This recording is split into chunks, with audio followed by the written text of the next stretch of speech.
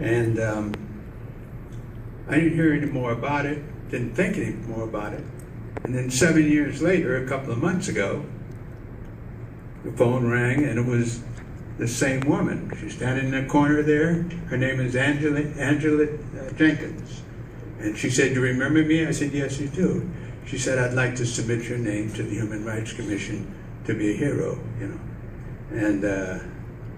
And actually I was flattered and I was surprised that she even remembered me. But what was amazing about that, and I learned later, that Angela really isn't like police officers. She's standing there, but she admitted that. And the fact that she came over and interviewed, number one, I wonder why she came over and spent a couple of hours with me, and she didn't really like police officers. But at any rate, I told her about my life as a police officer and why I joined the police department, which I'm going to go into a little bit with you. I was born at the corner of Webster and Clay. It used to be Stanford Hospital before they moved down in '59 to Palo Alto. And someone earlier, and I forgot exactly who it was, but they were talking about how their parents tried to shield them from discrimination. You know? Well, I think my parents really did too, because it wasn't until I was much, much older that I began to find out a little bit about how much discrimination really did exist right in San Francisco. And one of the things I wanted to do was be a lawyer. And I didn't do it before I got married, and I found it difficult to do after I got married, after I had 3 crumb snatchers. So the opportunity came to get on the San Francisco Police Department, and I did. I took the examination and I got on. And that's when I really got an education about what was really happening here in San Francisco as it related to law enforcement. One of the first experiences I had, and I'm going to tell you, and the reason I'm talking about myself is so that you can learn what I went through. One of the first experiences I had was I was in the police academy, and one of the instructors came by and he said, "How many of you are veterans?" And I had just gotten out of the Korean War, and I raised my hand along with several other people in the class. He said, "Well, as a police officer, you're entitled to join the American Legion post, the police American Legion post. And next Wednesday," he said, "there'll be a meeting. Here's an application card. Come next Wednesday to the meeting. Fill out this application, give it to me, and come next Wednesday to the meeting." So during the break, I had filled out my card and I took it in there. And he says, "Oh, Williams, yeah. Don't you come. I'm going to have to talk to the post commander about you." Yeah, but everyone else was told to come. They ran automatically. So I just reached over and got my card and said thanks and turned around and walked out. So I didn't become a member of the post branch of American Legion. When I got to the station, Potrero Police Station, which is now Southeast at 20th and 3rd, incidentally, there was the first black officers in San Francisco was in 1948. And by 1955, when I came on, there was only 10, just 10. And part of being a San Francisco police officer, at least for the minority officers, it was an Irish Catholic town. And the police department and the fire department was really Irish Catholic. So the fact that I took the examination and there were 264 people on the list, only 4 were black. 4 out of 264. So it was kind of tough getting on. But anyway, I graduated from the academy, went out to Potrero Station, 20th and 3rd Street. And one of the first things I noticed there, they had a big map of the Southeast area. And it was labeled the Belgium Congo on the map, you know. And white officers had a chance to get into police cars and learn. That's where you can learn about police work on police cars, but then you get dispatched to people's homes where the problems are. But you don't really learn that much on a beat, walking a beat. You walk the beat. Older officers want to get out of the police cars and walk the beat, but younger officers want to get in. Well, I couldn't get in a streetcar. I walked the beat, and I walked it way out on Bay Shore and Oakdale by the farmers market there. But at any rate, it seems like things were brewing in the Hunters Point area, and we had an incident out there where a police car was turned over, and people had a meeting, and they decided, the community said, how come we don't see any black officers? And so they decided they'd let a couple of us get in the squad cars, and that's how we got in the squad cars in the Betrayal District. Although there was a big representation of black people in the southeast, the Hunters Point, Bayview District. So I stayed at Hunters Point. I understand I was the 11th black officer. There's only 10. And I'll show you what San Francisco did. They had, I guess, 5 of the black officers were at the corner of Market, Ellis, and Stockton when they came in.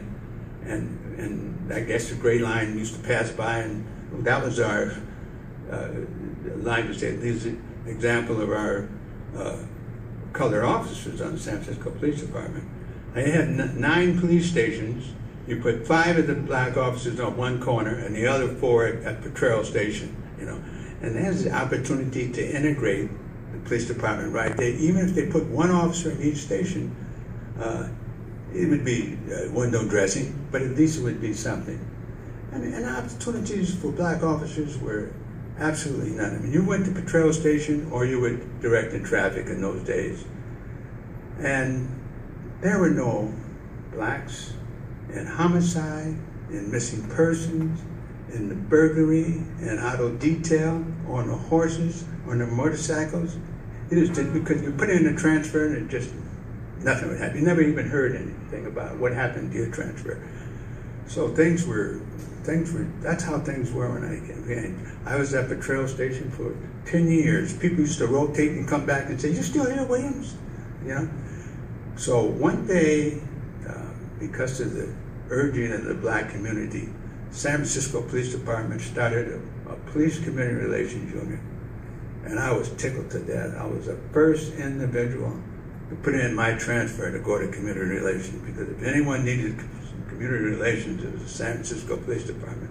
Well, I was already labeled as a troublemaker because I was a card-carrying member of the NAACP.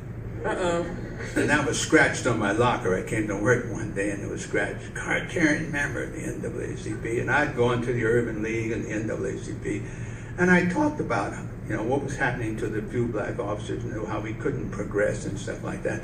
So I had, I was going to always be at police community relations. So my transfer wasn't responded to, even though I was the first one to get on there. But eventually, we had a lieutenant by the name of Dante Andriotti, who was really sincere, who was really interested in good things happening in the police department. And one day I met him, and I told him that I put in a transfer. He said, "You did?" I never got a transfer. But no, it wasn't going to get to him. But at any rate, he was sincere, and he brought me in. And by that time, the War on Poverty program was gotten started, and I was assigned to be the liaison officer for the police department for the Western Addition.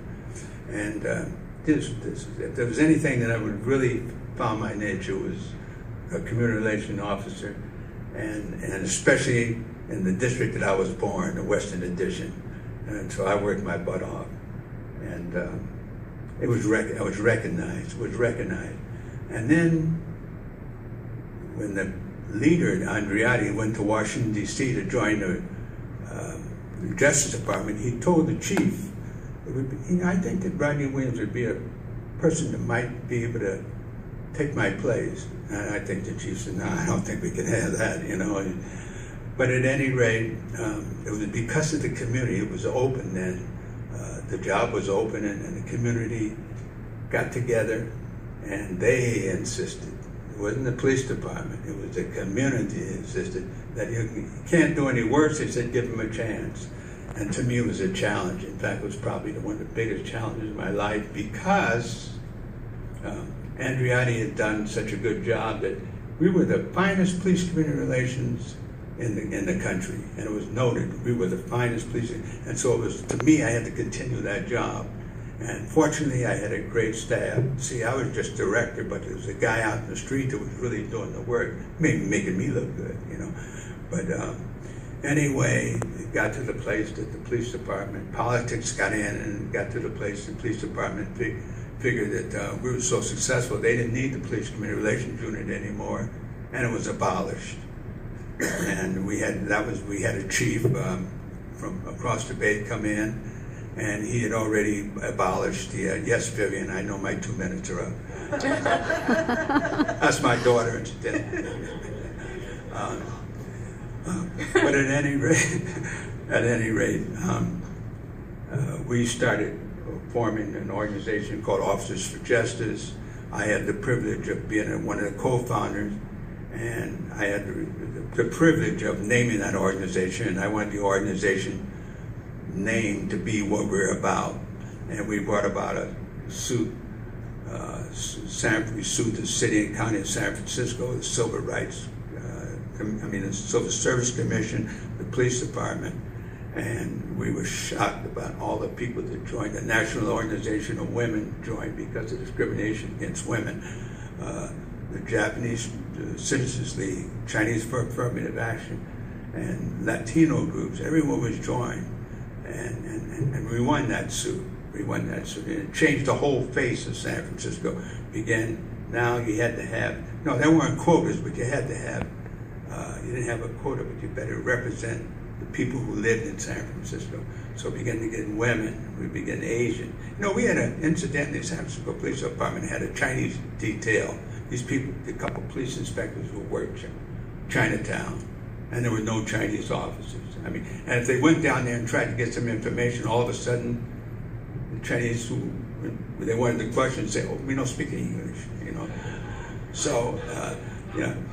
But this is an example of, you know, what was going on. Anyway, we won the suit, we made changes.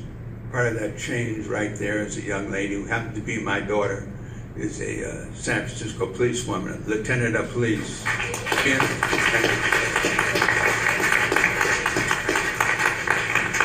Another family member in the blues, right over there, in the blue sweater, is Officer Brian Williams. He's retired now, but two